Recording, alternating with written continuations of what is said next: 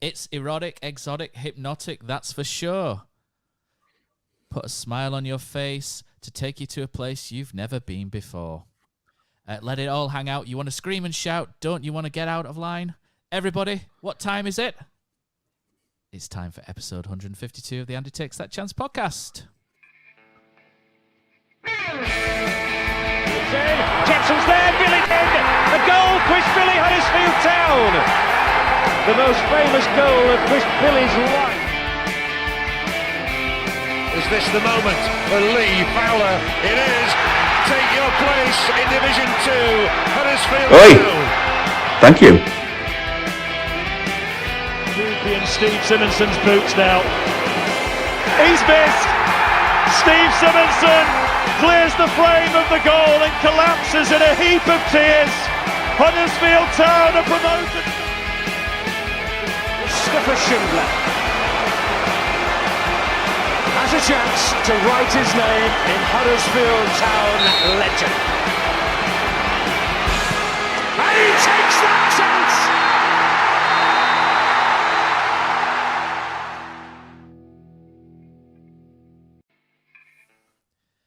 And good evening, everybody. So welcome to episode 152 of the Andy Takes That Chance podcast. Joining myself, Matt Shaw. Today I have a man who's known to bust a few moves in the South Stand. It's Dan Pozza-Porritt. And a man who's had his Chick-fil-A for now. It's one half of the excellent Ootabia Terrier. It's David Hartrick. Good evening, chaps. How are we doing? Yep, evening. Good. This is like a holiday for me. Yeah. It's a treat that you didn't know that you needed. So yeah, good evening to everybody who's listening online. We've got 20 or so people watching us online at the minute, so which is nice to see. So good evening to everybody. Before I get going, obviously it's Chicho time, isn't it? So this episode's sponsored by Magic Rock Brewing. Use code AHTTC10 at checkout on the website www.magicrockbrewing.com for 10% off your online orders. So thank you to Magic Rock for their continued sponsorship of the podcast. So today we're going to look into Huddersfield Town against Cardiff, and then we'll have a little bit of an update on the manager search as well afterwards, with excellent insight as always from the Rosa and Mr. Hartrick as well. So guys, Huddersfield Town 1, Cardiff 0. So those of you listening online, if you let us know your thoughts on the game, and then I'll read some of the best ones out when we get to the end of our little section as well. So guys, sweet structure. It's what I craved and didn't realise. What a difference a balanced system makes, really. Town going back to really what made us successful last season in reverting to what you would refer to as a solid base, really. Not so much the formation and the way they lined up, but more so in terms of, keeping things tight at the back, not overcommitting in certain areas. And it worked, Dave, didn't it? So welcome back to the other podcast, as you describe it on yours. But yeah, great. Good day, wasn't it? Huddersfield Town needed that, didn't they? They did, and I don't think they did anything out of the ordinary. I don't think they really sort of pushed on. I don't think it was like a brilliant performance. They did just enough, but it's been a long time since they've done just enough, and I think it was quite impressive that they actually managed to come out of the blocks and get Cardiff turned round several times in the first 10, which is something we haven't seen for quite a while. And there was just a lot more intent. You see, when you have a structure and a system that gets round pegs in round holes, there's a lot more trust in other positions on the pitch. And you could see yesterday that there were a few players who were sort of reveling in the fact that they were sort of a lot more comfortable than they've been in recent weeks, and yeah, it paid off, and a bold first 11 as well. Going Rhodes over Ward, but ultimately he was proven right. Pause. So the goal itself, nice and early, wasn't it? It got you guys in the South Stand all riled up, and we'll talk about the backing that the Cowshed Loyal, the difference it makes as well. But the goal itself was actually a really nice play from Town. Dwayne Holmes, I know you're a massive fan of Dwayne, pivotal really in that with a nice little run, and a great finish by Jordan Rhodes. And I think personally, like Dave's just touched on, Jordan Rhodes really deserved to start over Danny Ward. I think Jordan's been decent when he's come on. He's looked fit. He's looked really hungry. Danny Ward maybe just had a slight blip, hasn't he, the last couple of games, and Jordan Rhodes has repaid that double. Yeah, it were, as Dave touched on there, quite a different selection to what probably most people would think. Sort of interim manager just comes in and, to make radical changes, to make as many changes as he did. Hats off to him for doing that. I think Rhodes is a different option to Ward. You can be a little bit more direct. You can sort of play up to his head a lot more. Rather than, with Ward, you seem to have to kind of like play him behind almost for him to sort of chase onto. But it were a good strike. It were a strike that Jordan Rhodes, that's what he's there for. It were almost a half chance really. It weren't on a plate, and he's kind of, as you say, Holmes carries it in and it falls to Rhodes and edge at box, and he's kind of just looked up and smashed it in. Really, a very instinctive goal. And I think that just settled everybody down a little bit. I think it's always strange when a manager leaves. They just have a different feel around the stadium, and I think the high tempo for the first sort of 10-15 minutes, it kept the crowd on side, and it's just something that we've potentially been lacking under Danny Schofield. I'm not really quite sure why that was. We never really seemed to come out of the block. It were almost let's kind of sit and see what the opposition have got, and then go from there. And on Saturday, yesterday, it seemed to be more the other way around. It was like, let's get in Cardiff faces. And I think just as much as the result were important yesterday, I think the way that the team played were equally as important. And we got both, luckily. The team came out of the blocks, and obviously we picked up the 3 points. So everybody goes home happy. Yeah, so I'm just there seems to be some breaking news coming in at the moment. It looks like Carlos Cabran's been sacked from Olympiacos. There we go. So managers falling left, right, centre. So interesting. Not a surprise, that one. No, it was madness, wasn't it, over there? But we'll come to managers shortly. But that's a very interesting situation developing there. Okay, so moving on. So yes, so for me it was the structure, Dave, we mentioned, wasn't it? That just allowed Huddersfield Town to build on things. And I think when you play a structure like that, it allows you to have breathers in games as well, because you're in shape. I thought the back four was decent, and I thought Nakayama actually looked really comfortable at left back. It didn't look particularly comfortable in the opposition half, but there were little things he did. There was a pass which he tried to play through, I think was to possibly Pat Jones. I can't quite remember, Dave. It was in the second half where he spotted it from left back and straight through to the striker. Watch out for those, because I think that's something that Nakayama can do, passing from deep with passes out. So that was an interesting introduction, what he can do there. I thought Mikhail Helik was excellent at the back. There's 8 clearances there. I thought he was much better. Very commanding. And Tom Lees looked really happy next to a commanding defender as well, didn't he? Tom Lees went about his business quite nice and quietly. And so did Oliver Turton. Oliver Turton, I didn't think had a particularly great start to this season, but he was back to looking at his happiest, I think, as an orthodox right back. And you've got to give Turton a lot of credit for putting his head in the last 10 minutes, where there was a cross from the right-hand side came over, and it looked like it was the favourite for the Cardiff attacker, and Turton's got his head there, and he's taken a big hit to the head for the team there. So great credit to the entire back four. One thing to think about, though, is the Cardiff penalty. So I'll throw this out to the guys watching as well. So did you think this was a penalty? I thought the referee was abysmal, if I'm honest, all game. I think there was things that he didn't give to both sides.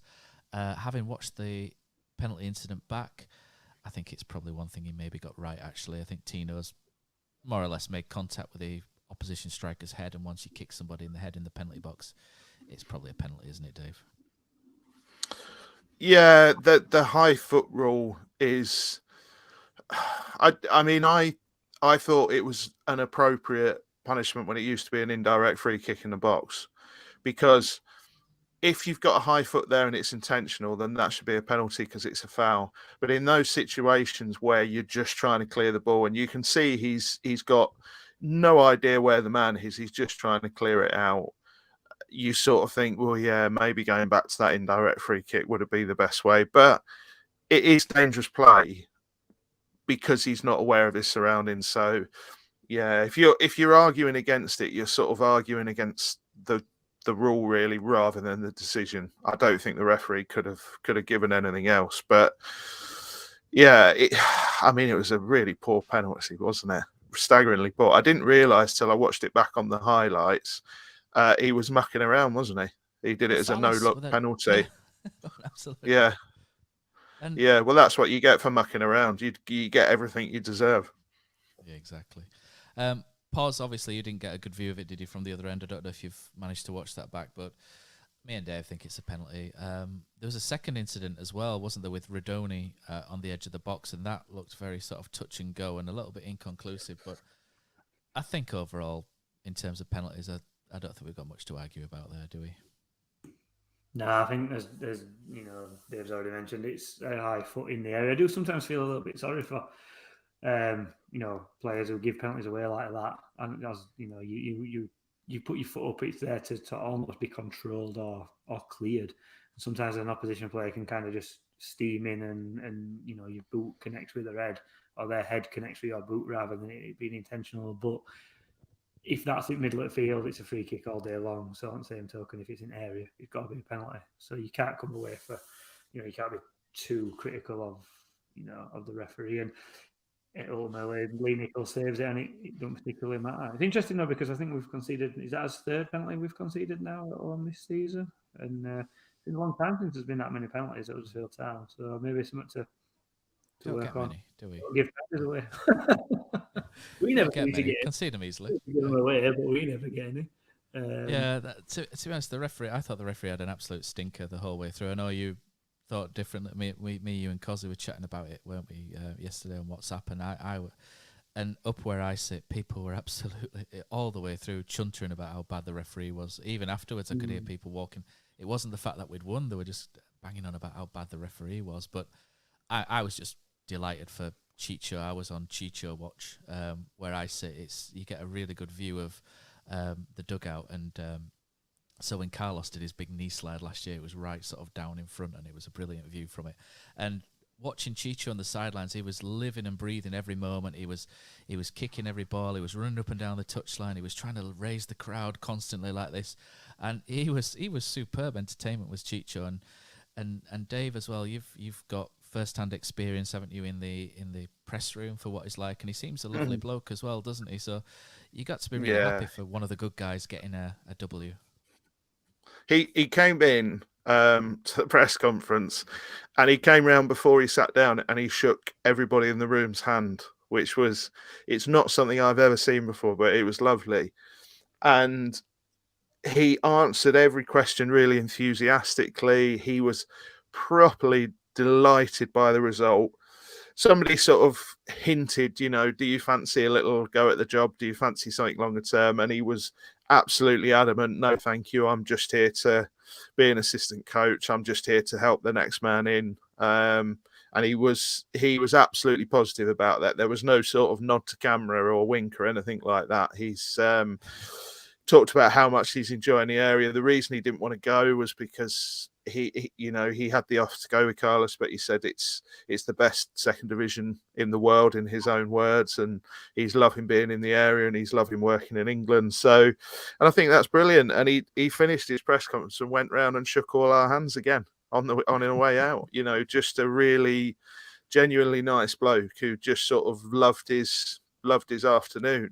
But he's got, the thing it's important to say, he's got quite a serious mode as well. He doesn't suffer fools gladly. And I think Town, they needed a bit of that this week. And I think they needed a bit of that on the sideline as well this week. And it was good to see him, get involved in a little ruck on the sideline as well, because he was passionate. He was into it. He was I think my main criticism of Danny's management more than anything else was that he was too passive. The games would happen to his teams rather than his teams affecting themselves on the game. And You just didn't get that yesterday, and that was because it was being driven by the bench. And I thought that was it was really noticeable, and it was really great to see. Really great to see. So, if it's Chicho for a couple of games, I don't think that's a bad thing by any stretch. Pos, you've obviously, as part of the Cowshed Loyal, you from time to time manage to speak to a coach here and there, don't you? And you had your thing with Carlos down at Magic Rock, didn't you, as well? They've mentioned previous seasons, this season, that the difference the backing of the Cowshed Loyal makes is huge. You know, it's been mentioned in our WhatsApp group, hasn't it? And I'll keep harping back to this, that only us have access to, that it's made a difference again on Saturday. I did think the smattering of boos for Sorba Thomas was a little bit unwarranted, which didn't just come from your end; it came from around the ground. I think as fans we may be better than that, but I thought overall the feeling of the crowd was better. You know, the noise levels were better, and everybody just seemed more positive, and it just seemed to. And it's nothing to do, I don't think, with Danny Schofield himself. It just felt like something had happened, and everybody had wrapped around and tried to push the team on. Yeah, as you say, there's various people down at town who kind of contact us as and when needed, really, and we had quite a good conversation with some non-coaching staff as the messages went out on social media, and they were really keen to tell us that they'd got into the players in their words, and G'd them up, and I think they've probably gone around and explained to them how important this match would be, because it is that kind of turning point. Obviously, you lose a manager, and the next match always is a good chance for players that maybe have been a little bit out of form or not been playing to come into the side and make a stake to be the first name on the team sheet as and when somebody else comes in. So I don't know. You obviously talk about new manager bounce and all that sort of stuff. Sometimes it's just as an old manager leaves, there's something just changes. I think Dave's bang on with regards to how Schofield probably spoke to the players. He was still young. He didn't really have any experience on managing a group of, quite a different range of how people might respond to different situations. And I think, obviously, the staff on the back room have been there through it with Carlos, and they probably maybe had a little bit of a clearer idea of who to give a bollock into, who to put their hand around.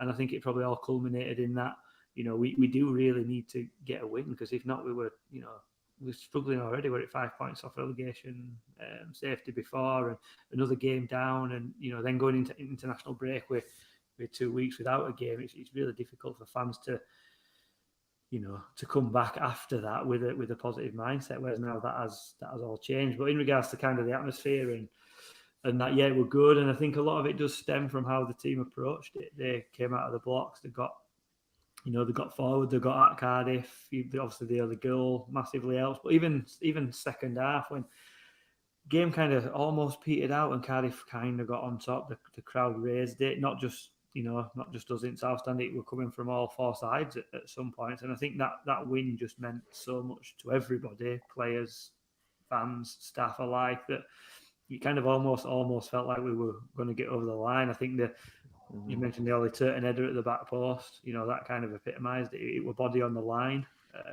Although I think Lee Nichols appreciated how much he'd probably been hurt, because he went down and Lee Nichols just grabbed him and threw him back into right back position, which I thought were a little bit harsh. He could have given him a minute to recompose himself. But that's the kind of feeling that it had. It had everybody fighting and singing from the same hymn sheet, for want of a better phrase.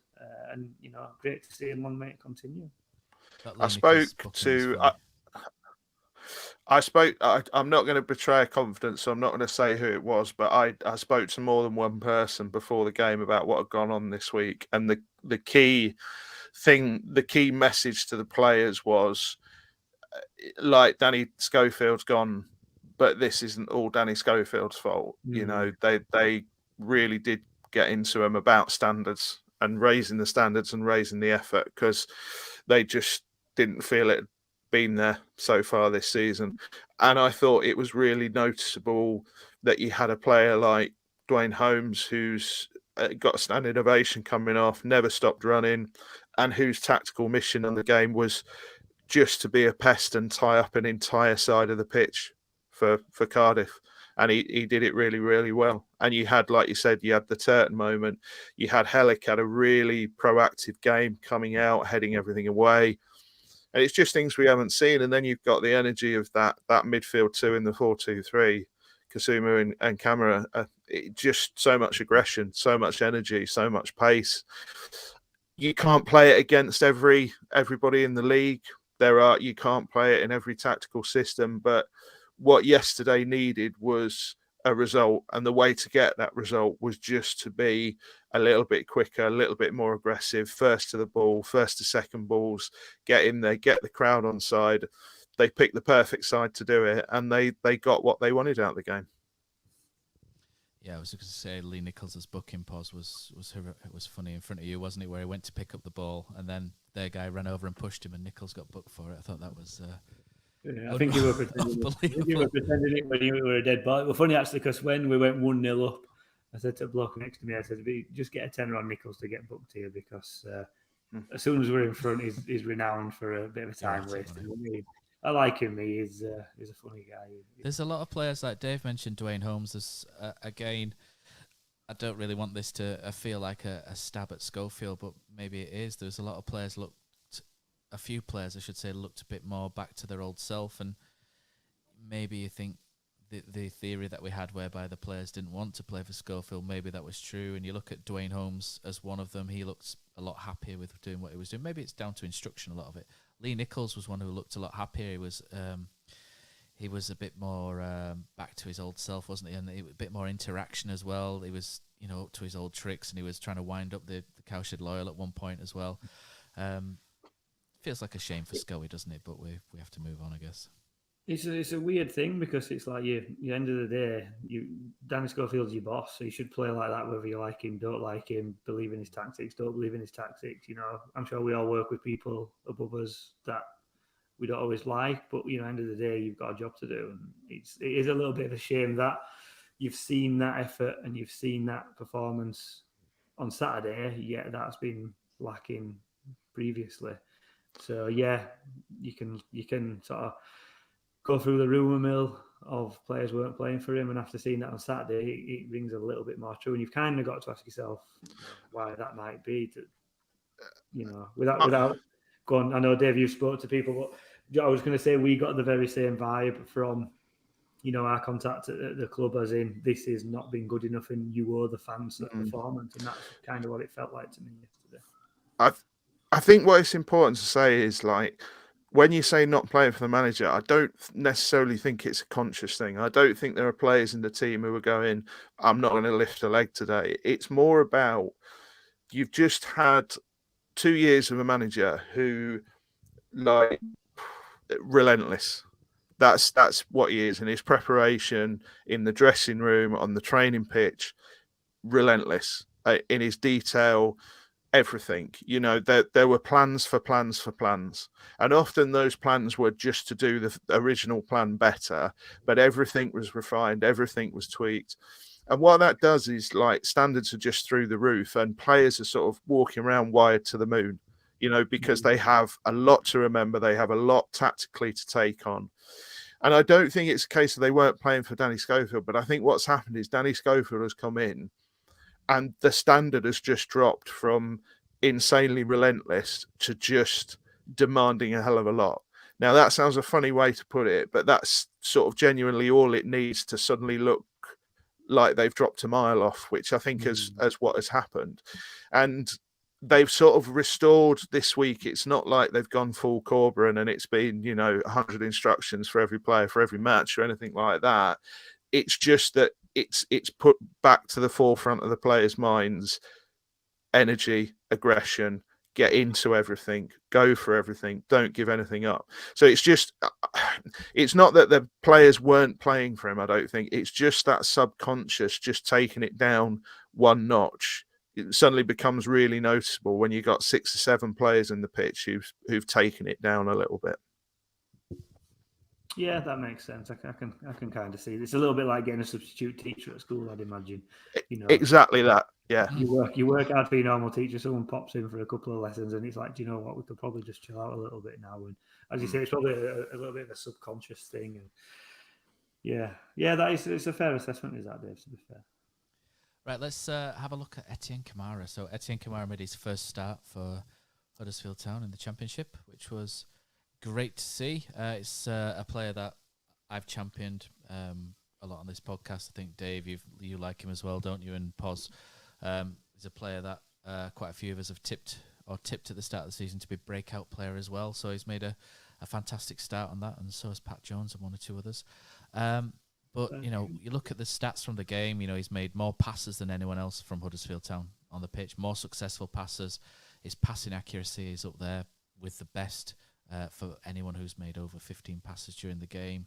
More passes in the opposition half, which showed that he was progressive with the ball as well, and not just, giving it easy and going backwards.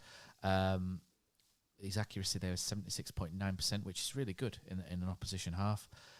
His 5 tackles, which was second overall in the team, 4 interceptions, which is second again, and his first for key passes as well. And I don't think you can discuss how good he was without his partner in crime, David Kasumu, as well. And the pair of them, like Dave said earlier, were just everywhere, weren't they? They were like Jonathan Hogg minus 5 years on the old legs there, weren't they? They were here, there, everywhere. Kasumu, such an angry tackler as well. He loves a big tackle, doesn't he? And you can see why he gets so many bookings as well with some of the ones that he throws in there. The time where Kamara should have had a foul, and then both Dwayne Holmes and David Kasumu launched into an assault was something to witness after that. But yeah, they were fantastic, the pair of them, and there's not a lot of experience there, but there's a lot of youthful exuberance, Dave, isn't there? And they look like they could be a really formidable pivot, if you like, in midfield. And like you say, maybe they're not for every game, but they've got a really fine balance there, which could be, a real sort of tool for Huddersfield moving forward. Yeah, very much so. I think the thing about Etienne, as somebody who's seen him quite a bit in youth football, he's got a tendency to take a touch too many, which he did once in the first half and nearly got in trouble, and he did once in the second half and nearly got in trouble. He's going to do that. He's a very young lad, very little first team experience, but there is a lot of hope around him because his basic skill set is so high. He's got everything you would want from a midfielder, and being the age he is and having the pace he has, a lot of the times he gets himself into trouble. He's going to be able to get himself out anyway. So yeah, he's a really interesting player going forward, and it's no surprise that if you put the two of them together, Town suddenly get their first clean sheet and suddenly look a lot more solid, because what Tom Lees has struggled with this season and why he's looked nothing like he did last season is because he's been exposed so many times. He's used to having a second to make his decision because the level of cover in front of him in a Corberán Town side was always really, really good, because one of the things Corberán wanted was at least one man in front of that back three or two, or however he decided to play it. So all your defenders have then got an extra couple of seconds to make their decision. And Lees was brilliant last season because he can just pick his moment. What he's had to do this season is commit early a hell of a lot. And he's been uncomfortable at times. Having those two in front of that defence suddenly makes them all look more comfortable again. And there's a reason for that. And if at some point we can have Kasumu, Kamara, Pearson and Hellick playing, that's quite an aggressive for any centre forward to go up against. So yeah, I think you stick with them for the time being, because what you want is a relationship to build, and you want some time on a pitch for both of them, one for fitness, one for experience. And then once you've got sort of 10 games and you can see the understanding and work out the strengths and weaknesses, then there are games you may have to pick and choose, because as I said, there are teams who will be able to play through that and play around that. But yeah, people know my feelings on John Russell. I'm not going to go over them again. And it's not that I think he's a bad player by any stretch, but you think he's shit, what I Dave, wanted, don't you? according to a lot of people on Twitter, no. But what I want to see in there is that energy and that aggression again, because it makes the defense work better. It makes them look better because it works better. And that's how Town have set up for a couple of years. So it's no surprise that when you go back to doing that with different personnel, but personnel that fit, round pegs in round holes again, you suddenly get 3 points. So no one, just to best address that pause before we go. No one actually thinks John Russell is shit, by the way, just in case anyone kicks off. But just in case he's listening. Yeah, well, yeah. He's such a nice guy as well. If he listened and thought we thought we were slagging him off, I'd be so upset that John Russell had heard us say bad things. But to be fair, John Russell, this new this 4-2-3-1 shape and the sort of protection that they played with, that actually feeds more into John Russell's strengths, doesn't it, Dave, as well? Then I'll come to you, Pos.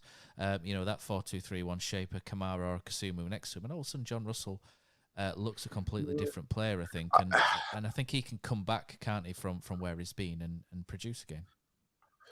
Yeah, I mean, there is this speed issue, isn't there? But there's more than one person at the club, and I completely agree, and it's something me and Steve have.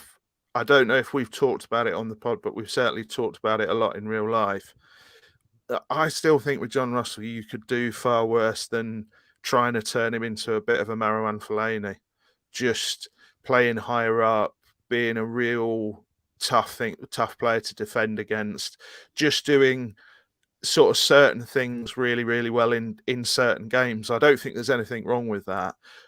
But what he can't do is just play as like a pure 2 in the middle in front of that defence, because he just doesn't offer the cover that the others do. The 4-2-3-1, you're right, it does play more to his strengths, but you could clearly see a little triangle there with Rodoni as well, developing, that you just think, all right, let's put some time into that now. Let's see how that goes on for 5 to 10 games.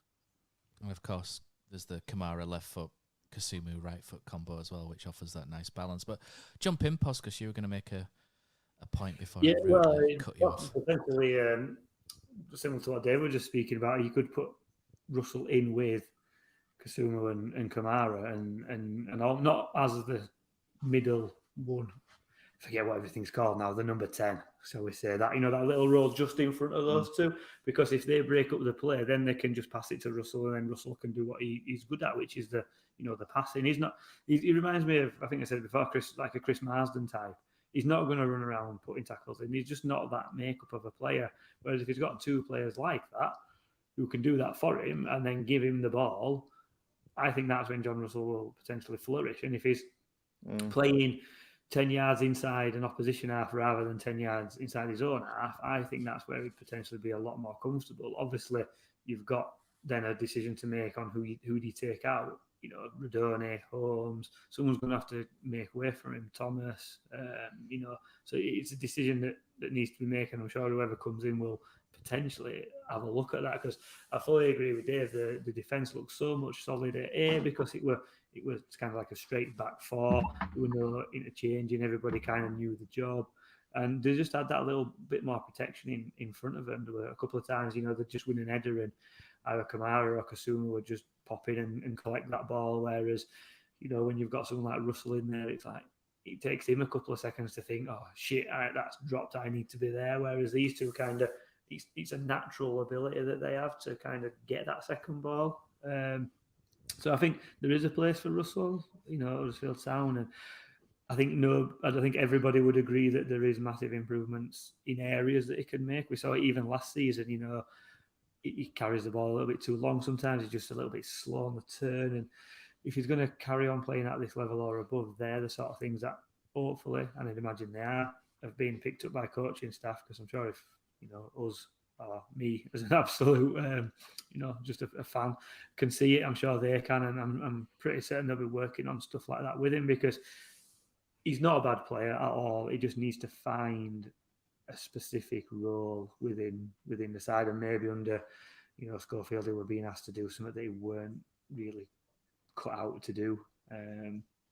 As Dave's mentioned, one of the things that frustrated me is the players that were square pegs in round holes. I can't. It really annoys me when any manager does that. You've got a right back, play him at right back. You've got a left back, play him at left back. If if your right back's injured, use another right back. Don't put a right winger there or a centre half there. Use another right back.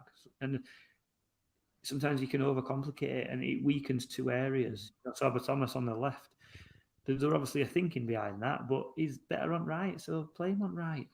He's coming for a lot of stick, and it's probably not his fault because he's been asked to play out of position, and he's still done well. I think he's created a lot of chances from that position, and I think, Matt, you alluded to the bit of a booze when he got on. I dare say if people have been on social media and Twitter over last week, they've probably seen a few things that hasn't done Thomas any favours. But as an actual player this season, he's been nowhere near as bad as people are making out. And I guess getting back on his right wing, getting back on his favourite spot, and let's see how he goes.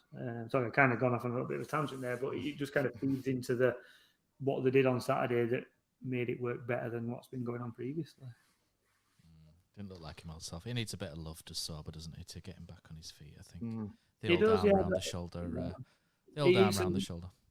He's annoying because last year everybody loved him. He was fans' favourite. And you were doing the dance with him, weren't you? I still got that video somewhere with you both going like this, like the bushwhackers. I lost it, nearly 40 years old and doing stupid stuff like that. That's kind of the effect that he had on people. But you don't. My little boy was doing it on Saturday as well when he came on. Yeah. You don't go from that level of adulation to being booed on within 9 games. That's just not right, is that? That's just not fair. One thing I would add as well, it's doing him no favours because he's a player and he's a lad he's all heart. He wears his emotions on his sleeve. You know what he's thinking. So if you want to get the best from him, that's just not the way to do it, because I don't think he's somebody who hears that and it really drives him and he gets angry and he thinks, okay, I'm going to show you wrong. I think it actually affects him the other way. So I think the best thing people can do is actually just try and get behind him, because you saw last season that a fully fit and banging form Sorba Thomas makes a huge difference to Huddersfield Town. Yeah, I'll tell you a story. I've probably told you this story before, haven't I? But there's so my little boy's 4, and he goes to he trains because we live in Leeds, so he goes and trains football in Leeds, and most of the kids there are Leeds, Liverpool sort of fans or fans of Premier League football, and so are the coaches. So at the end, they all sit down. The coach sort of, and they give them out these little cards, like match tax cards or something, and they have them specifically made for the company that they are. And what they'll do is they'll sit down and say, this player here, he's one of the best. So he's one of the best players in the world. He'll be going to the World Cup this year. He can do this, this, and this, and this, and they're related to what they've worked on. He's a fantastic player. Who knows what player this is? And it's like, this is one of the best players in the world. And there's a lot of 4-year-olds looking, open-eyed, mouths open, and actually, do you know anyone knows who this is? And they'll hold it up, and then they're all quiet, and then this little voice out of nowhere goes, Sorba Thomas. so if anyone, and every time he does it, he's done it a couple of times, and the face of the coach is just like so confused. Like, where's that come from? And but yeah, if there you go, Sorba Thomas. If no one loves you, Charlie does. So fear not, you've got one fan still. So right. So what we'll do now is we'll go to live across to our studio audience at Takes That Chance Towers at YouTube. I'm just going to fire a poll into the mix. I don't mean Michael. Can I put in a request, Matt? You can. Which I don't get to do on my own pod. For some reason, I can't track the Detroit Lions score on my beloved Lions. So if anyone in the comments could check the score for me, I would be much appreciated, because I can't get on. My app's not updating. What is the Detroit Lions? Is it ice hockey? No. NFL. The NFL, what if it's Friday night? They're winning 36-27. Oh, get in. We'll still find a way to lose. I think it's finished. Right, so let's go to YouTube. So Matt says, Kamara and Kasuma, exactly what we needed. Legs, bites, energy, double pivot to build on. Mark Harrison says, Helic was everything we were missing. Big, strong, and no-nonsense defending. I think it's probably worth mentioning that Mikael Helic isn't 100% fit yet, so it'll be interesting. I loved him when he was at Barnsley. I thought he was outstanding, so I'm really, really looking forward to seeing 100% Mikael Helic. My favourite comment on Hellick yesterday came from John Dobson, who was commentating for the hospital radio, and he came up to me afterwards and he said, "There's clearly no Polish word for faffing around, is there?" Nice. Adam Kershaw says, didn't see too much of the game, but it seemed our midfield flowed much better. It did, Adam. It did. Terrier7N2 says, players looked a lot more comfortable and knew what they were supposed to be doing. I think we covered that, didn't we? In just the shape of the system, it was just important just to, as Pozza would say to his under-14s, get back to basics, Poz. That's what it was all about, wasn't it? Ben Wilson has just touched on the Cobra and been sacked from Olympiacos, so has Harry Hall. Cheese of the month. What a name that is for YouTube. Says grass isn't always greener, is it? Then we've got Carlos going to Forest. We've got... Here we go, we're back on track. Tony Bailey says, I thought it was a penalty, but the player absolutely bought it. Cheese of the month. I think that's probably the best name we've got in the YouTube comments so far this week. It says, terrible referee, but you can't put your foot up in the penalty area anymore, which is true. Jonathan Denny says, not playing out from the back helped massively. Town fans hate playing out from the back. I think they're all Polish, Dave. You know, Tony Bailey, forget the ref. The line-out was awful. Gary says he agrees on the not playing out from the back and being more direct. Had to be in this game. Well done, Chicho and his team. I think it's about risks as much as anything, isn't it, Dave? Yeah, I was just going to say, I don't think it got reported anywhere, and I don't think the presser after the game was filmed. But somebody actually asked him and said, on the goal kicks, he said, I see you were kicking it out from the goal kicks predominantly. And he said, yeah, because a goal kick should be a goal kick. And I thought, for a Spanish man, that's an incredibly in English love. view. Look at him. Look at Poz. Poz Bassett's in love. You see, that ties into having Jordan Rhodes up there as well, because with Danny Ward, you couldn't exactly play that. So, you know, a bit of joined up thinking going on there. And, you know, as keep it simple. Football is a simple game. And, you know, if you want to play a certain way, bring the players in to play that way. A simple game for simple people like us. What else we got? Yes. So Matt says, from the Chicho post-match, it sounds to me like he already knows he will be part of the new manager, Wagner, in brackets, management team. Playing a Wagner 4-2-3-1 as well. It might have been a nod to the future. Conspiracies, tin hats. Who knows? Who knows, Matt? Gary Wilkinson, it would be a travesty if we let him go. Didn't realise how eloquent he is and passionate about the club until this week, and it shows on the pitch. I think that's a nice comment about Chicho, isn't it? Who, yeah, I think we've all got a little bit of love for Chicho this week. And Joseph McGregor says, I need to know whether David, I think Russell is horrible, Hartrick, has read all of those books behind him on the bookcase. Twice over, I think. Pretty much, yeah, pretty much. Yeah, Joe. So Joe also says 27-36 Lions. This is what winds me up about American sports. Sorry, Joe, but the score's backwards. 27-36. Surely Detroit were the home side. I don't understand how they do that. They do it like the home side over in the UK is first, but they do like so and so at so and so, don't they, in America, and reverse it round. You weird, Joe. This is great though. This is great. I can't get live updates on my pod. It's no wonder Cozzy likes this. Okay. Oh, Cozzy's watching La Liga usually. That's why. This is why Cozzy's not on the pod tonight, because it's the Madrid derby. So there you go. If you just to fill you in, Matt, if you think I'm a glory hunter, the Detroit Lions are the only franchise in the NFL. I've supported them all my life. They're the only franchise in the NFL to have never even featured in a Super Bowl, let alone win one. They are statistically the worst franchise in NFL history. They're the Brighton Hove Albion of the NFL. Yeah, Detroit Lions and Brighton and Hove Albion. I picked well as a kid, didn't I? Picked well. And then you come to report on Huddersfield Town as well, Dave. So you've not even done well there. Yeah, I've got to be honest. I find the NFL absolute shite. I can't watch it. It's just the most tedious B-Tech version of rugby I think there is out there, but we'll move on swiftly because some people will disagree with that, especially Joe, who's watching on YouTube. So apologies for that, Joe. I do like Joe, though. Just to round up, Dan Porritt in the comments has just put Pozza in the YouTube comments. I've got no idea what you're doing there, Pozza. You've just written your name. Answer to the poll. Answer to the poll. Oh, right. It just says Pozza. Just voting myself in, that's all. Oh dear. Yes, so we've got.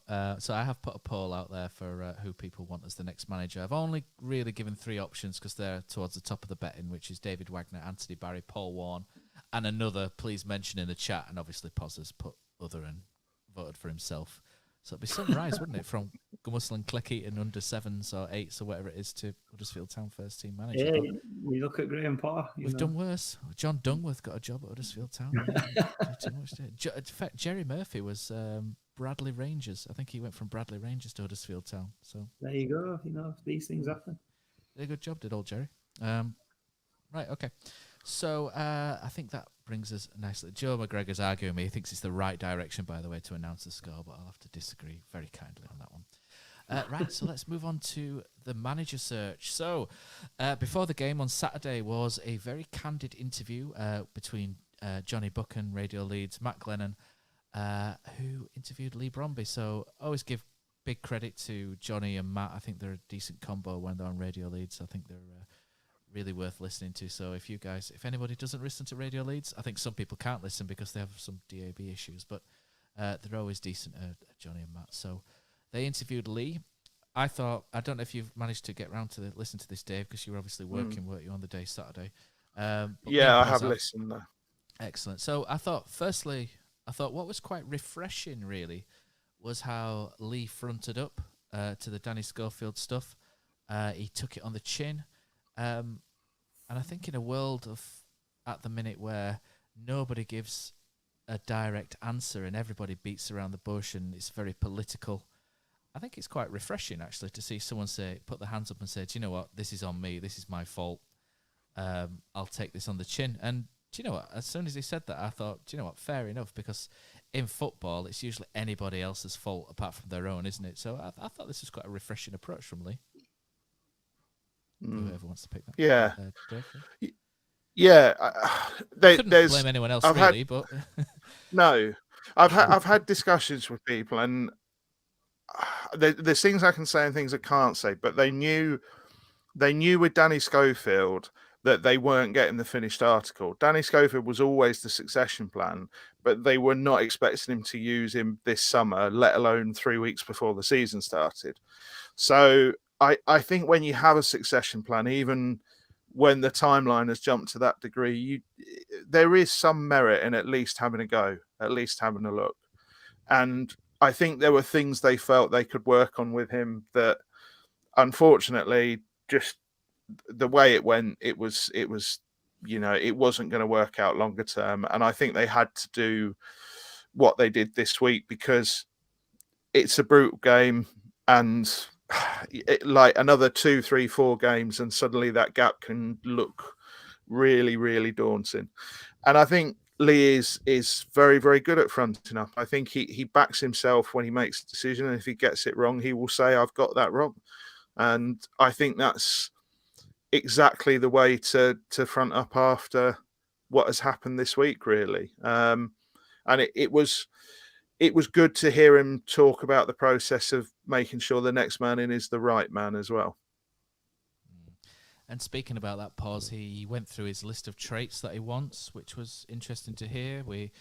Just reeling off the couple of them, somebody who's available and interested is the obvious one he mentioned. He made a big thing, actually, about the next coach coming from a background of successful coaching and having learned from a big name or at a top club, which I found quite intriguing, because that immediately rules out quite a few people on the list, like Mr. Paul Warne, who we'll discuss afterwards with his interesting interview.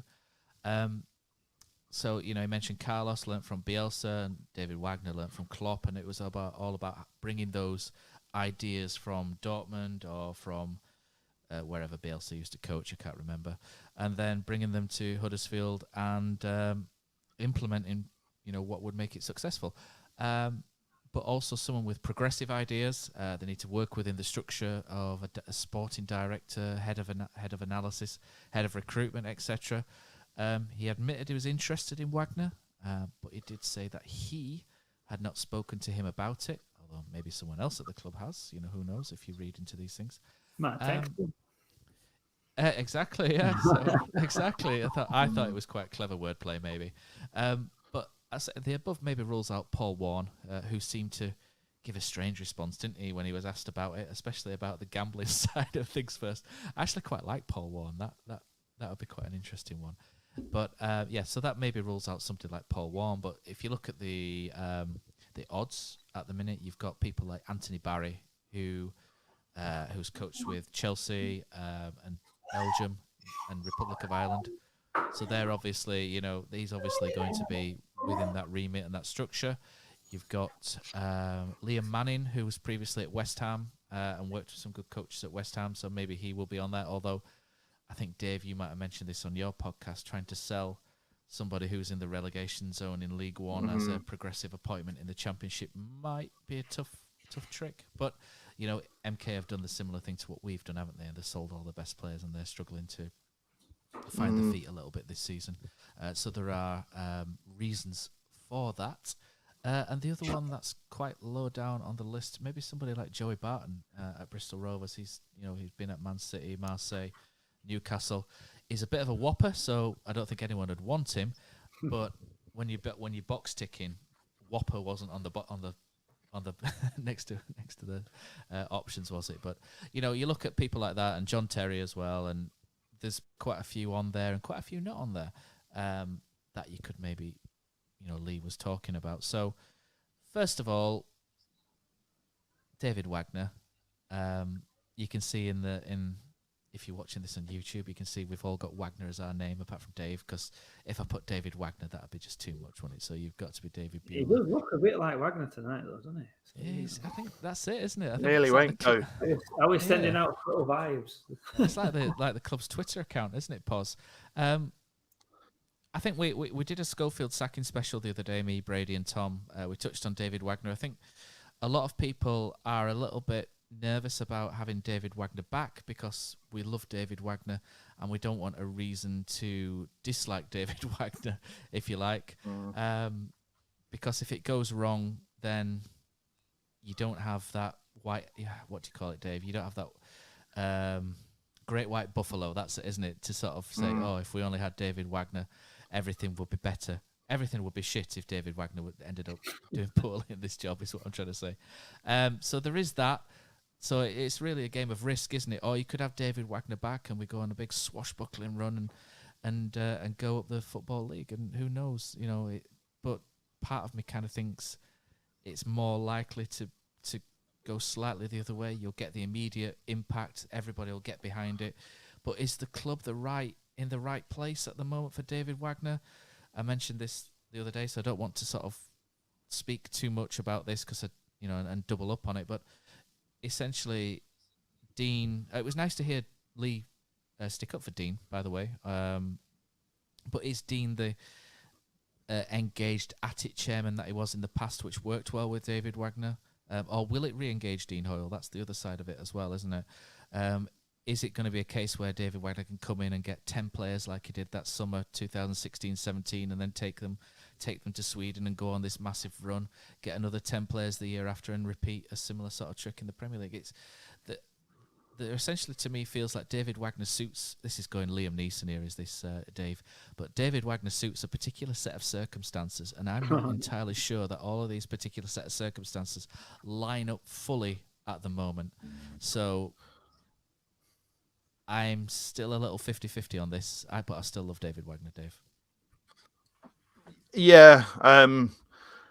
Anybody who listened to the podcast we did in the week, me and Stephen, sort of knows where I am with Wagner, which is that with John Russell. I think it's I think it's a lovely idea in theory, but I think if you employ David Wagner, it's a safe option in terms of this season because he will get you out the relegation zone. He will get you into mid-table, but I don't think he's necessarily wants to be at the club for the long term. So that's one thing. So are you sort of offering him a contract till the summer and then sort of putting all your long-term plans on hold and just saying, okay, well, let's just get through this season. And then you have you could have a difficult situation in the summer where whoever comes in, if David Wagner has got you out the relegation zone and got you into mid-table and wants to go, whoever comes in, everybody's going to go, well, we just wanted David Wagner. So it's a really difficult position to be in there. If it all goes wrong, as you've pointed out, I think a lot of people will sort of brick themselves into a corner and say, well, it wasn't his fault. It was the squad before he got here and the start. Nobody could have done it, which doesn't really hold water either, because we've got a very recent example of managers coming to Huddersfield Town in a pretty desperate position and getting them out. I don't think it fits with what the club want to be or what they are now. But as I said on the podcast this week, I still think it's David Wagner's job to turn down. I think if he wants the job, he gets the job because it's Huddersfield Town and because he's David Wagner.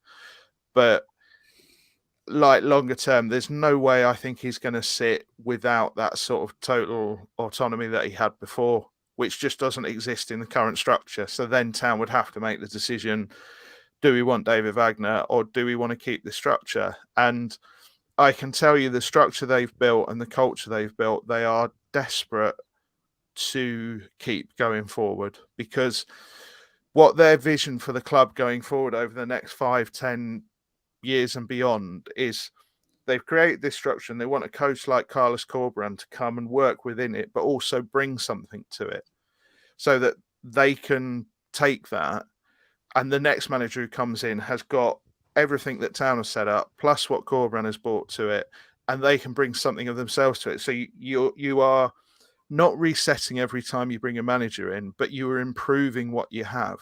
You know, it's very, very clear that they don't want somebody who comes in with a massive backroom staff and pushes people like Clem and Narcissus to one side, because these are very, very good coaches that they want to work with for the longer term. So it doesn't feel like it suits David Wagner right now. But as I said, if David Wagner wants the job, I think Huddersfield Town have to give it to him. I'm just personally, not a fan of coming back when you've had this sort of success, and B, I just don't think it fits with Town right now. If it's still to the end of the season, I can sort of do that maths in my head and say okay. But if it's a deal for sort of 2 or, you know, say they tied him down for 2 or 3 years, I just think the standard he's going to be measured against is almost impossible for him to repeat. Huddersfield Town can't sack David Wagner because they can't kill Bambi. Yeah, it just doesn't. I think for all the upside, and there is undeniably upside, and short term it would be a big bounce, and I'm sure for the first 5 to 6 games, you know, that they would definitely get a lift on and off the pitch. But I'm just longer term, I just not sure it works. And obviously the club have spent the last 3 years moving away from the David Wagner era on the back of what you would probably say a bit of a car crash at the end of it, which is probably not necessarily David Wagner's fault, but it's the fault of putting too many eggs in one basket. So it would be interesting for the club. Like I said on the other podcast the other day, the club have technically lost one coach perhaps over something similar. So to actually throw the baby out with the bathwater 2 months later would be unfathomable, really, wouldn't it, Dave? But yeah, I'm of a similar sort of thing. I love David Wagner. You know, he's my favourite Huddersfield coach of all time. He always will be. I have similar concerns to Dave in terms of the expectation and the long-term view. How do you see it then with David Wagner? Because David Wagner comes in, that South Stand is full and it's bouncing, and everybody's going to have a great sort of immediate lift and impact. So from that point of view, and obviously the success point of view, how do you feel about it? At the risk of basically just repeating what you two guys have said, I am very similar line of thinking to you boys. I think the immediate impact would be incredible. We all know what Wagner did. I think it would just... I think the club have got to be careful, because they keep saying a lot of stuff that sounds really good. They said it when Cowley's joined. They said it when Carlos came in. They've said they want X, Y, and Z to happen. And it doesn't always follow through. We get sort of 12, 18 months and then they're out because something's happened somewhere. I know Bromby said that this is a massive appointment, but I think every managerial appointments massive. And if you want a job, you can go in and say, yeah, that's fine. I'm happy to work with this. I'll do that. I'll do the other, because you want the job. When you're in that job, if you're not really of that mindset, that's when cracks start to come in. And I think that's what probably happened under Cowley's, and I think that's probably what happened under Corberan. And if you bring in Wagner in, to me, as you've said, Matt, when he was with us, he was everything. He was the coach. He was the bloody, probably made dinner, probably made picture, probably cooked grass. And marketing was all David Wagner based. He was everywhere, wasn't he? And at that point, I think that is what Huddersfield Town needed, because we'd gone through managers that were a bit wishy-washy, and he came in and he was fresh, he was new, and it worked. And I can fully understand why Hoyle said, here's the basket, fill it with David Wagner eggs, because this man is an absolute genius, because he was doing things that nobody else has done. And it was incredible.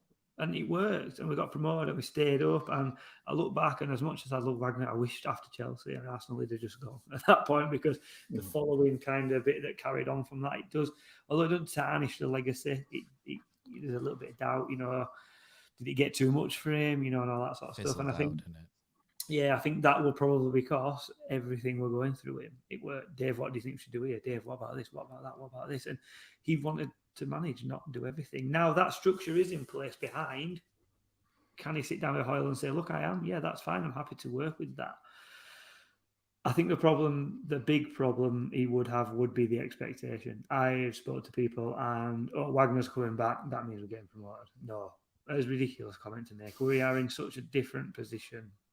As you've just said, Matt, he had a full pre-season. He brought in 10 players. He did things his way. We are now, 9, 10 games in? He's not got that luxury. He's got to work with what he's got until at least January. Are we going to buy in January? No, we get told historically that no, we don't, because prices are overinflated. So he's got what he's got for the rest of the season within reason. Is he going to come in and we're not going to get a promotion charge, are we? He might keep us safe. He might keep us up, which would be a good achievement. Mid-table would be fine. However, as Dave's quite rightly pointed out, what happens long-term after that? Is it a 12-month deal? Is it till the end of the season? I would just love to get someone who stays for 3, 4, 5 years and really has a I was going to say, David Wagner's a whirlwind, isn't he? Yeah, he comes in and everyone gets excited and, like having a puppy, and he runs around and goes mental for 25 minutes and then he's asleep. What I want is someone to come in, and I've said this for years now, I want someone to come in and be there for 5 years. And the club talk about this progression. They talk about, people coming in. Yeah. You need time. You can't just be there for 12, 18 months and then gone, and someone hope that you can find someone that fits in. Give them time. And if they start to struggle or they want a little bit more, sit down and negotiate with them to keep them on board. Not just, they're going, let's try find someone in to add another layer to this lasagna or whatever. It's let's get someone in who we know will be there long term. And that's the challenge that they've got for me. Unless someone comes and coaches them, you take that, that's fine, that can happen. That means he's done a good job for town, so I'm happy with that. But let's not get to a situation where we're having this conversation mid-season, next season, about why did this person leave? Why did, what went on behind the scenes? Is X having too much of an input? Did Y want to do something but the manager didn't? It's got to be nailed down, and it's got to be clear right from the start that this is how we do it. If you're not going to like it, don't apply, basically. Can I just point to a very obvious example? But obviously, Brighton and Hove Albion, a club I know a little bit about, we made a huge decision to get rid of Chris Hughton. You bring in Graham Potter, who is somebody you've got to put time into. And there was a lot of there were a lot of moments where you're like, are things improving? Are things going forward? But it is only if you want to see change, and if you want to really sort of have an imprint on a club, 2 years is like the minimum to get where you want to be. The problem is, in football now, 18 months is a decent spell, because you're only as good as your last 3 games, really. This is the problem. So the next decision for Town, why it's difficult and why they have to take the time, is because I think it's also a little bit defines what they're going to be for the next 5 or 6 years. Because are they going to be a club who goes and gets a coach and they put a lot of time into them and they're patient and they say, okay, we know this season is not going to be perfect, but what we want to see is we want to see the needles move on these things. And if we see them moving and we're happy and we're progressing in the right way, we know we're building to something where we can have a sort of special season at some point. Or are they going to be a club that want somebody to win on Saturday and the following Saturday and the following Saturday? Because you can't always do both. That's the ultimate reality. You can't always do both. Now, as Pozza just said, if someone comes in and poaches your manager and pays a fortune for them, you can't do anything about that. That is just football. But ultimately, you get paid out for that. You know, you get a nice whack, a nice lump sum come in for them. It is what it is. But what they can't do is just another. The real thing I don't like about the Wagner appointment more than anything else, if it were to happen, is if it's only till the end of the season. I just think it's just such a you can't really go and recruit someone for the summer because, as I said, what happens if Wagner does really, really well? Or he gets the taste for it. You know, Town are not in trouble. They're lower mid-table, but he's got the taste for it again and he thinks I can do it, because you can't say no at that point. So it's an interesting appointment, and I think they are saying the right things about retaining that structure and getting somebody who comes in and sits within that. That's what I want to see. And you have to ask the question, does David Wagner sit within that structure? I'm not sure he does. And yet, overall, all three of us are sitting here saying this and agreeing with each other, but knowing if David Wagner says, I would like that job, he will get that job. Yeah. And we would love it. Maybe not you, Dave, but as Town fans, me and Pozza would be loving it. But I agree. And then, like I said on the other one, I look at what we need, and there's the immediate danger, isn't there, that Huddersfield Town are in the bottom three of the Championship. The key really is to survive. So there is that risk, isn't there, where you go out and you bring in an unproven coach and the players don't respond, and you've got the Barnsley situation all over again. For me, for the job itself, feels like we need what I would refer to as a master builder, if you like. I thought we had one in Carlos. You've been watching the Lego movie? Yeah. No, we definitely need someone who can build. But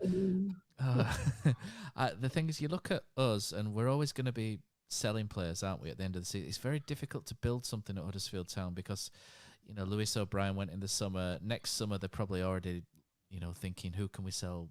Because Dean Hall's already mentioned we need to bring in, I don't know, 5 million a year to sort of break even. You know, they're going to be looking at Sorba Thomas, Jack Redoni, and then they're constantly going to be this cycle of replacing players. So what you really need is a coach who can improve players and bring, you know, and fatten them up and sell them on. You need somebody who is going to keep the spirit of people going and not lose it. So when you start selling players, they're not going to throw the toys out of the pram. Like you said, Pozza, they know exactly what's happening. So you need somebody who can build slowly, methodically, carefully, without dropping into the bottom three and looking like we're going to be doomed.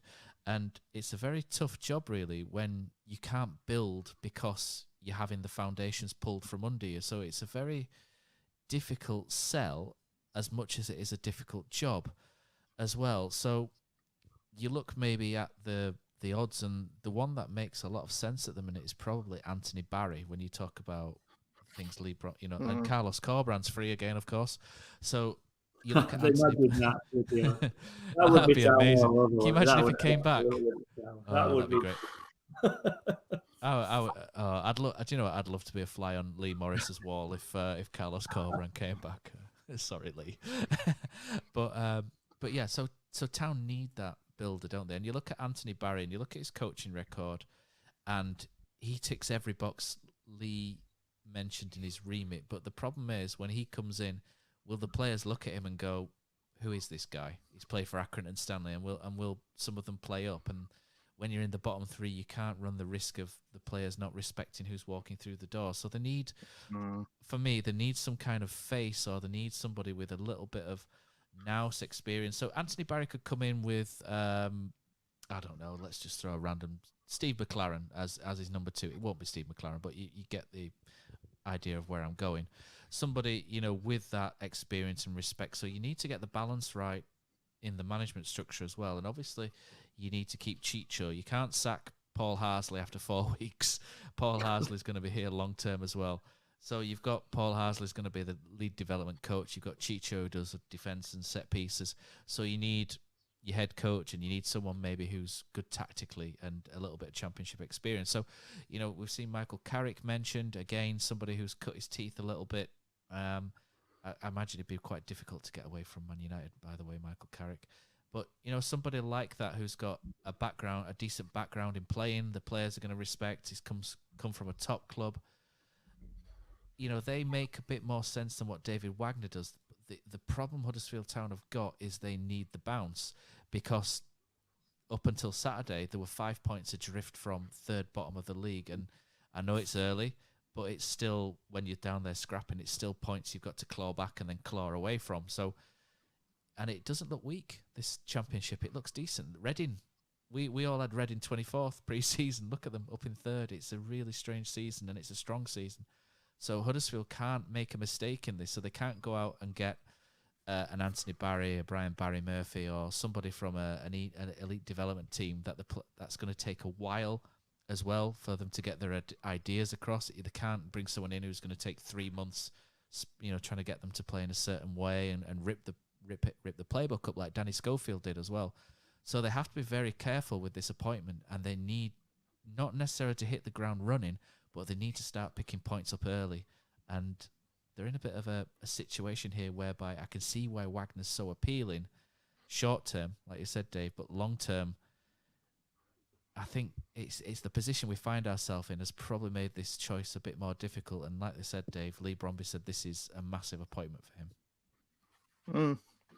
But there are names out there that I think would be good. But the problem is that, well, you look at someone like Paul Ward, and I know he's done very well this season, but he's somebody that I've liked for quite a while. And I think there are things you would question. His sides haven't really been able to play much football.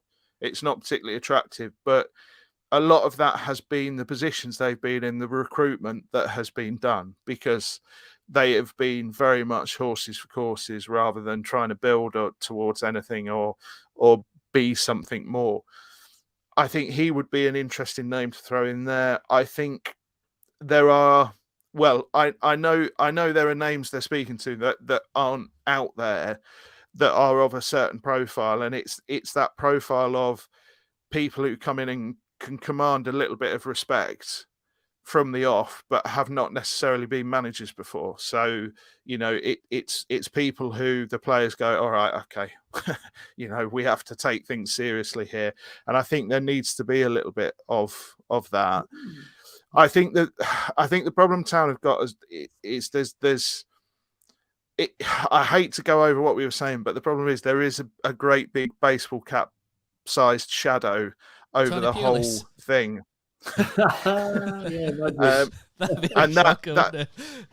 And that is a little bit of an issue, because I think they need to decide what they're doing sooner rather than later, because there are some people who don't want to be second choice or feel like they're second choice. So, there is that issue to consider as well. But I think the respect thing is quite clearly something that needs to happen, because that you've seen the difference in the players being told their standards are dropped and being told they needed to get back on it this week. It needs to be somebody who maybe is not at Carlos level in terms of detail and etc., because that really was pretty extreme, but it's somebody who really has got to be unaccepting of anything less than 99.9%, shall we say. I think another problem that they've got is if they don't give it to Wagner and they give it to somebody else and they don't do well, all you'll get is, should have given it to Wagner. So yeah, whoever comes in, there's that to throw into the mix as well. I do think that I just want to say, whoever comes in, I think, as we've talked about this 18-month thing, I think if somebody does come in who is going to be there long term and doesn't make that immediate impact and we're suddenly not in playoffs, I think the fans have a massive responsibility to play in this as well. We talk about togetherness and we talk about the team and the fans being together as one and all that sort of stuff. That the club have got a really hard thing to do, because they really need to convey the message to the fans that whoever comes in will be there, hopefully, long term, unless they get poached, basically. Because if they're coming and we scrape survival, but then next year we're struggling and fans get it, you know what they get like, a little bit like this year. Oh, he should be sacked. Sometimes it can have a knock-on effect through other reasons rather than just football. So I think as fans, we've got to really start to buy into this ethos that the club are trying to do. And for the club to get that to happen, they need to start sticking to the word a little bit more in regards to what comes out. You know, we've heard various things about previous managers, and, you know, after the dust has settled, you look back and think, really, did that actually happen? You know, did they really track Jan for 3 years before Wagner was sacked? You know, would you give it this guy pause? If John Terry, is it? Yeah. That would be some announcement, wouldn't it, if they had John Terry in full kit at the Huddersfield Town 2017? Not quite sure. Playoff trophy. He's a man for me. But it's very interesting. And obviously, Dave, I'm not going to ask you to name the names of the players, potential managers who would come in. That's if Dave knows. But, well, yeah. He could be the all-seeing. He could not. Yeah. It's interesting Only you say Dave. that. You know, someone who you've described that to me as a former Premier League player who everybody will be aware of, rather than some sort of new up-and-coming manager that's played at Accrington, for example. But, you know, I'm just trying to run people like that through my head as I'm speaking, which is why I'm, you know, probably not conveying this very well. But if somebody comes in like that, then that again is potential a long-termer, because they're new to management, but also have that immediate respect, which is clearly what we need.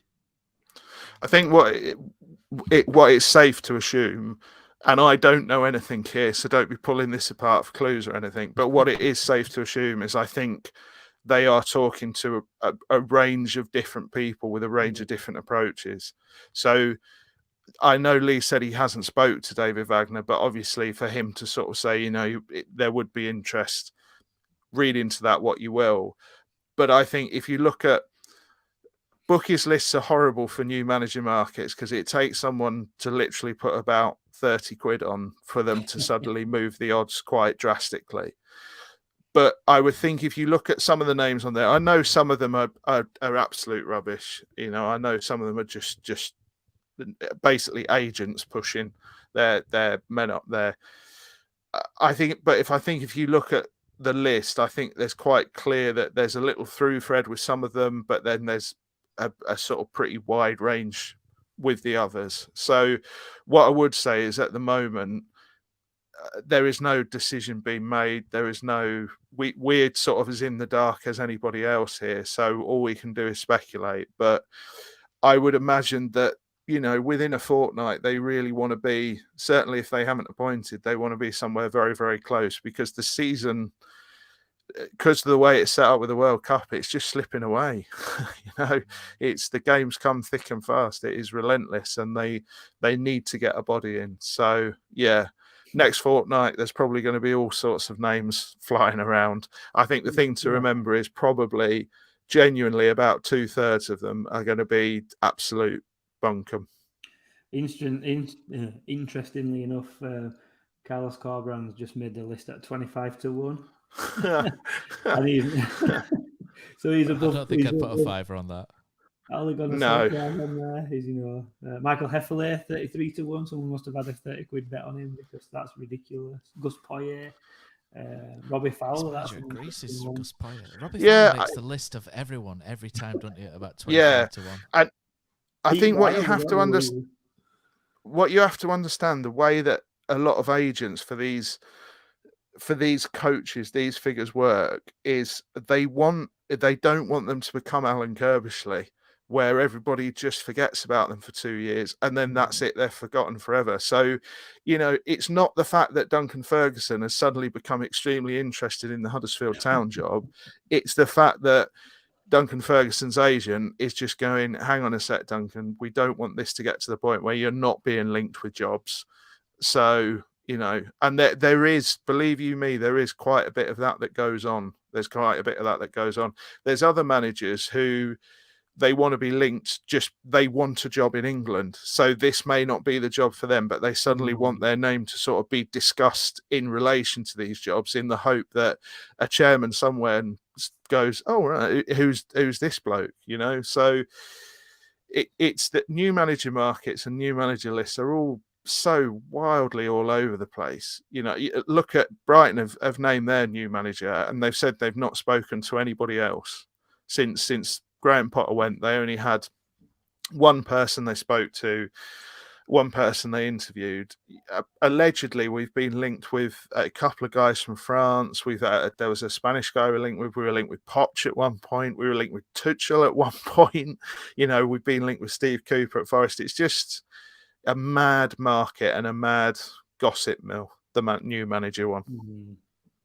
I think an interesting name that's not actually appeared on the list, which was brought to me by a pal of ours, Poz, and Josh Quirk. Josh mentioned Hannah's Wolf.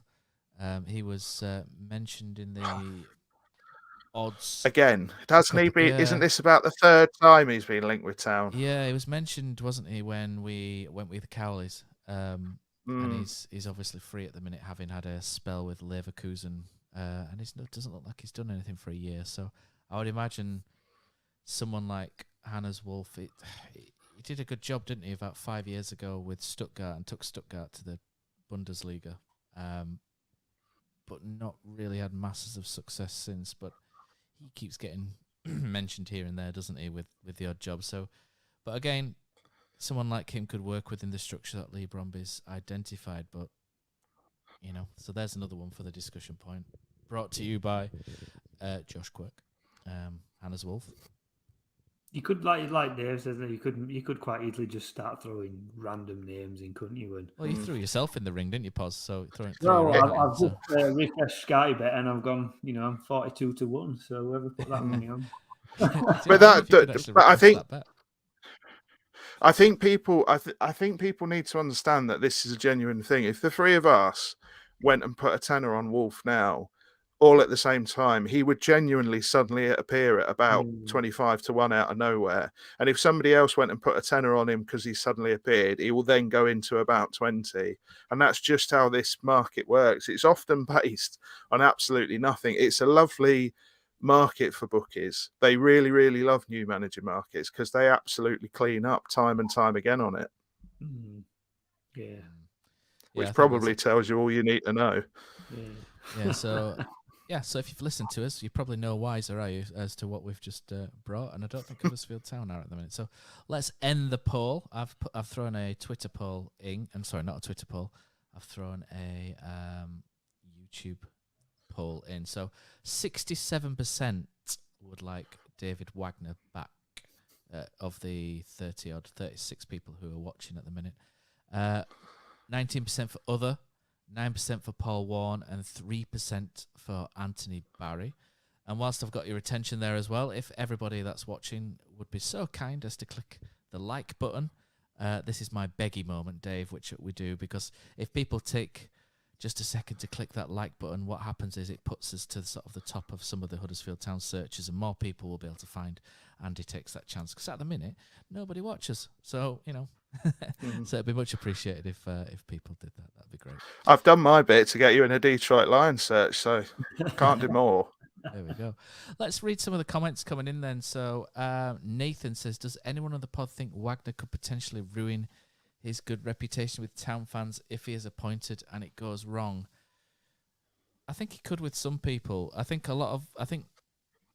those of us on the pod will probably be able to compartmentalise it a little bit and say, you know, he was good here, that didn't work there, but we can also look at everything surrounding it. So I think in terms of us, we'll probably be a bit more holistic, you know, about it.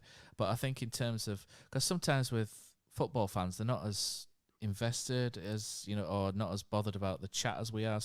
Sometimes they just want black and white, don't they? Good, bad, etc. And I think with people like that, yes, I think if he came and didn't do very well, he would. But I think with other people who tend to be a bit nerdy like us, I think we'd be able to sort of put certain things in certain boxes and talk about why things worked and why things didn't work. And ultimately, my young lad still has the middle name of David, so I'm not going to change that by deed poll anytime soon. What about you, Dave? Bo's middle name is that's also David, isn't it? That's. I was also named after David Wagner 43 years ago. Yeah, 43 years ago. I don't know how they knew. Your mother was a seer. But pause. Speaking as like me as a Town fan, David Wagner comes in, doesn't do very well. I don't think it ruins what he did the first time round for me personally. I don't know how you feel. Probably does for a lot of people. So no, he's achieved that, and that can never be taken away. However, I would feel uncomfortable, shall we say, if he got on a bad run, hurling any form of abuse at him. Do you know what I mean? Respect. You just have to. I've got too much respect for it. So we need a manager you can happily abuse. Is that what we're saying? Yeah, that's fine. Get someone in who I can tell. But if I can give you a comparison point, he didn't do very well in his second spell, and he made a horrendous PR mistake, and things weren't great. Let's be honest. But no Liverpool fan thinks less of Kenny Dalglish, do they? No.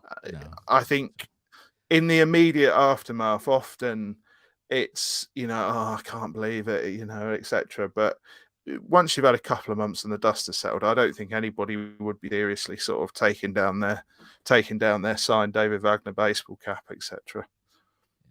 What about you for Steve Gritt? Was Steve Gritt a manager at Brighton up until he came? He was, and he's he walks on water. He stuck with us and he saved us. So yeah. There you go. Give Steve Gritt the job for Brighton. Let's carry on with some of these. So Martin Sykes says anyone but Wagner. Martin, I think you need to start your match reports again because I think a lot of people are missing those. He says never reheat a souffle. I don't think I've had a souffle for a long time, but yeah. Oh, delicious. John Pearson says definitely don't want Barton. I don't think you're alone with that, John. Dan Hem says would love to know from you guys if you think the club is being run correctly in terms of structure. Players bought for a coach, not a manager, going to get a player he wants. So I think in terms of that, I did a little monologue type thing on the last episode, so I won't go over it again. If you want to hear it, you can go listen to the Schofield is sacked one. But essentially, I think it comes up to joined up thinking, and it's a lot more difficult to get joined up thinking between different compartments and different people than it is just a manager and his assistant. So I think things have to line up correctly. But I think in terms of structure, Huddersfield Town are relatively decent, I think. But yeah, I do understand that a lot of football fans in general have an issue whereby someone goes and gets players for a coach, don't they? And the coach doesn't necessarily have sign-off, and I understand that. Do Huddersfield Town have it right? I think so. Although we're second bottom of the Championship at the minute, so I can understand why people would say no. What about you, Dave? I think the thing that needs saying, and probably doesn't get said enough, is running a football club is really, really hard. It really is. To get everything right, it's very, very difficult, and that's why you have so many basket case clubs in the second tier. You look at the way Watford are run, and the Pozzo family run them really weird. Really weird. You can look at sort of some of the things that have gone on at West Brom. You can look at how Burnley is currently being run, where they've decided to basically kind of adopt a Mike Ashley model, which is they don't want to invest when they're in the Premier League, but the minute they drop into the Championship, it's a serious issue and they need to get back to the Premier League. I think, is everything perfect at Huddersfield Town? I think no, definitely not. But they are trying harder than most to create something long-term and stable, and that doesn't just sort of collapse the minute a manager goes, because they've seen what happens when it does, and it's a bit grim. The one thing I would say is the problem you've got in football in every single league is that money is still the silver bullet. You know, every single league has got a team where you go, whatever the problem is, however badly they run, however many managers they have, however many players they have, if you throw enough money at it, everything will be right. And that's what warps the thinking a little bit, I think. But you only have to look at like what's happening with Nottingham Forest to see that just signing a load of players and spending a load of money doesn't always work, and it doesn't always work straight away. So what I would say is, our town being run perfectly? No. But is any club being run perfectly? At least Huddersfield Town are. Well, yeah, my dear boys.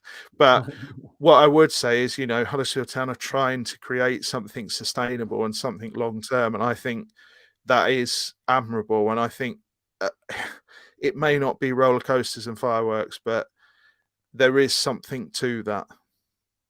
Okay. Let's crack on with some of these comments. Matt says, give it a day or two and Steve Cooper will probably be available.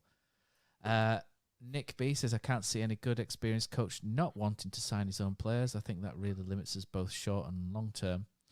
Gary Wilkinson says, I think Wagner would accept the current structure and work with it. A lot of the things we have in place now came from Wagner. Phil Marston says, maybe we need a manager of the type we have not tried before. Part of the failure of the current system is because we have tried to replicate David Wagner. Gary Wilkinson says, agree, it has to be at least a 2-year deal for the new man. Jonathan Dennis says, Wagner revolution. Matt says, if you wrote all of the desirables down for the role, how many does John Terry tick? Not saying he's the man, but should be an option we are looking at. We've had a quick chat about John Terry. And Phil Marston says, lol at John Terry, he gets everywhere, doesn't he just? Ponte Terry says, I'm taking a cheeky punt on Liam Manning, young and upcoming. I'll be having a couple of quid on him on Sky Bet. Nick B says, what's Bielsa doing these days? Probably sat on bucketfuls of cash, I think, at the minute, Marcelo Bielsa. But I think that's it from the comments there. So thank you to everybody who's joined us online. Thanks for getting in touch. Thanks for clicking that like button as well. 11 of you have done that. I much appreciate it. Any more fancy doing it, that would be fantastic. Guys, I think that's it from me for this week. Anything that you'd like to finish on before we wrap it up? No, not from me, Matt. I think this is the point, because I don't think there's going to be a chicken trick podcast this week, is the day, because Stevens have been away at the weekend. So that's disappointing for me and Poz and Cozzy. Cozzy loves your podcast, by the way. He absolutely loves listening to it. He sits there and talks about proper analysts and you and chicken and then slags me and Poz off. It makes us feel inferior podcasters, doesn't it? But usually at this point, Stephen would go, what music are you listening to this week, Dave? Well, I'm sort of kind of off my people who know I've been listening to nothing but Massive Attack for about 2 weeks. I've sort of kind of weaned myself off it by going back to The Prodigy, who I recommended about 4 weeks ago. So at the moment, I just feel like I'm going round in circles, I'm afraid. There we go. Dave is a fire starter, a twisted fire starter. Poz, any musical taste from you, or are you still back on Kasabian 2004 classics?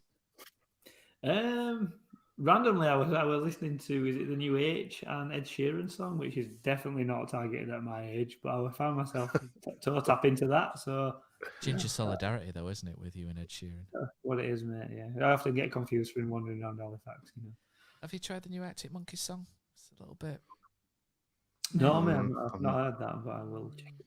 I'll definitely. I love the Arctic Monkeys, but the last album and this one just. Struggling with it.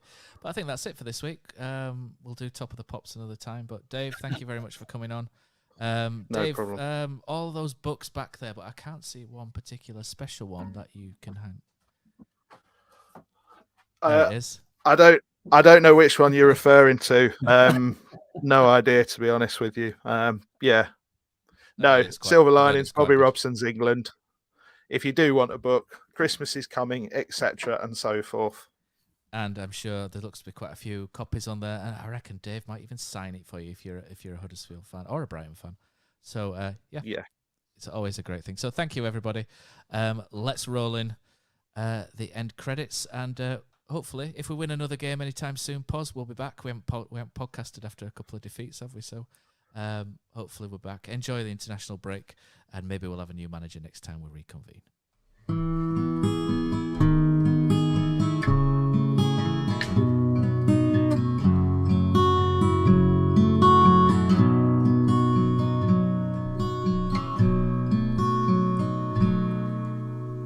There's a team that is dear to its followers.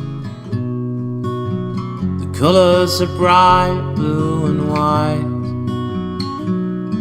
They're a team of renown, and they're the pride of the town, and the game of football is their delight. And all the while upon the field of play, thousands loudly cheer them on the way.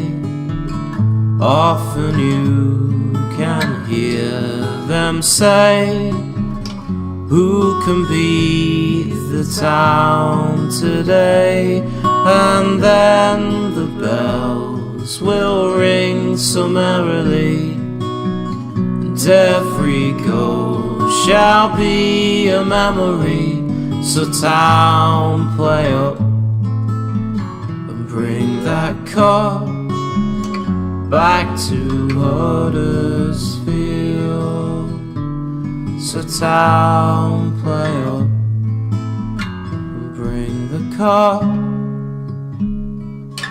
back to Huddersfield.